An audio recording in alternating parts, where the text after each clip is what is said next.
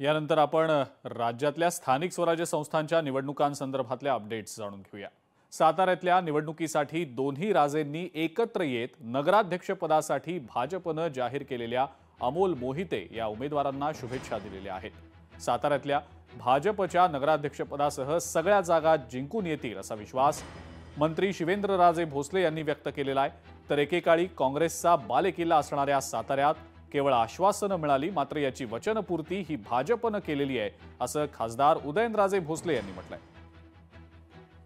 भारतीय जनता पार्टीच्या माध्यमातून सर्वच्या सर्व जागा आपण या निवडणुकीत भारतीय जनता पार्टी या पक्षाच्या कमळ या चिन्हावर या ठिकाणी लढवत आहे। नगराध्यक्ष पदाची सुद्धा जी उमेदवारी आहे ती सुद्धा भारतीय जनता पार्टीच्या माध्यमातून जी जाहीर झाली आहे ती मान्य अमोल मोहिते यांचं सुद्धा कमळ या चिन्हावरच आपण ही निवडणूक सुद्धा लढवतोय।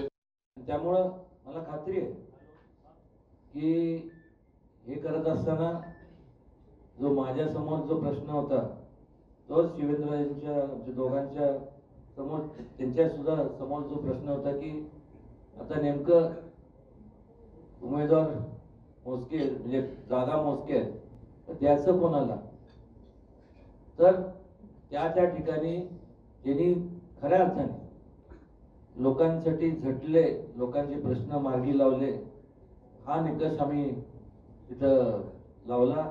5 वर्षाच्या कालावधीत ज्यांनी कामं केले हा केवळ निकष आम्ही दोघांनी ठरवून तोच निकष आमच्या तो लावला गेला। लोकशाही मराठी ऐका, पहा, जागरूक रहा।